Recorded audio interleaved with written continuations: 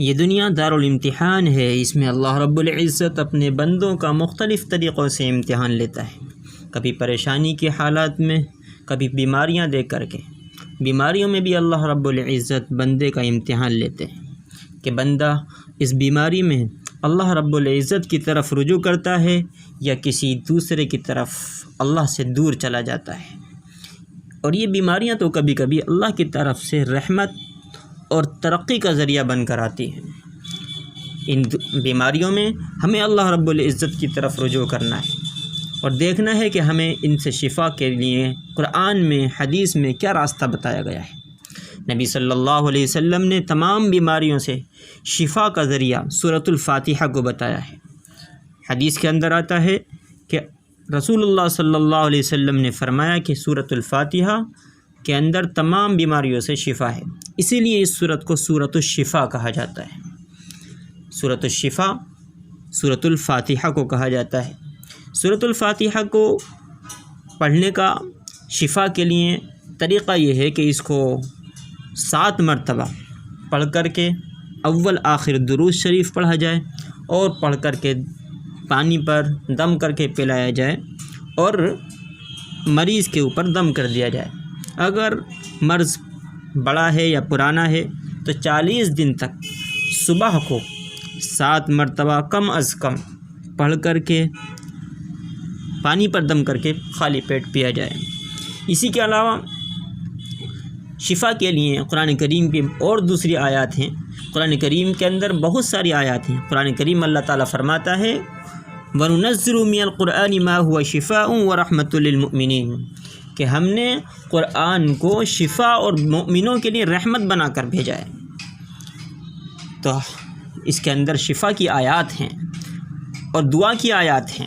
قرآن کریم میں اللہ رب العزت فرماتا ہے کہ ادعونی استجب لکم، تم مجھ سے دعا مانگو میں دعا قبول کروں گا۔ اور ایک جگہ قرآن کریم میں نبی صلی اللہ علیہ وسلم کو خطاب کر کے اللہ تعالیٰ فرماتا ہے کہ میرے یہ بندے اگر آپ سے پوچھیں میرے بارے میں تم ان سے کہہ دو کہ میں ان کے بہت قریب ہوں اور میں ان کی دعاؤں کو سنتا ہوں، تو ان کو بھی میری باتوں کو سننا اور ماننا چاہیے۔ تو ہم اگر اللہ رب العزت سے دعا کریں اور دعا کی قبولیت چاہتے ہیں تو ہمیں اللہ رب العزت کی ذات پر پورا یقین، اللہ کی اطاعت، فرما برداری، نمازوں کا اہتمام اور تمام گناہوں سے بچنا یہ دعاؤں کی قبولیت کے لیے ضروری ہے۔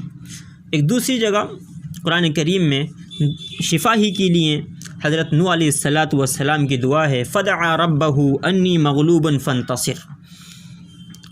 اگر کوئی شخص بیمار ہو، ڈاکٹروں کو بیماری سمجھ نہ آ رہی ہو، یا کوئی شخص مظلوم ہو اور ظالم کا ظلم انتہا کو پہنچ گیا ہو تو یہ دعا بہت ہی مستجاب ہے۔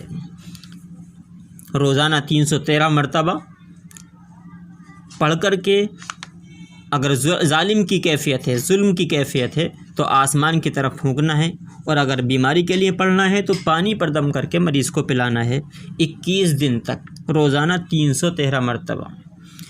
اسی کے ساتھ ساتھ قرآن کریم کی ایک دوسری آیت ہمارے سامنے ہے، پارہ نمبر 7 میں آیت نمبر 17 سورۃ الانعام۔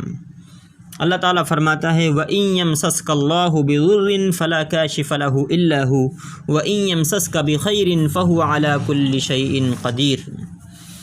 تو یہ دعا بھی بہت ہی شافی ہے اور تمام بیماریوں سے شفا کے لیے اس کو پڑھا جاتا ہے۔ 7 مرتبہ یا 11 مرتبہ جس جگہ تکلیف ہو وہاں ہاتھ رکھ کر پڑھیں اور دم کر دیں اور پانی پر دم کر کے اس کو پلائیں۔ انشاءاللہ اللہ رب العزت کے یقین کے ساتھ پڑھی جائے گی تو یہ تمام دعائیں شفا کا ذریعہ بنیں گی، رحمت کا ذریعہ بنیں گی اور اللہ رب العزت کی رضا کا، خوشنودی کا ذریعہ بنیں گی۔ ہمیں بھی دعاؤں میں یاد رکھیں۔ جزاک اللہ خیر۔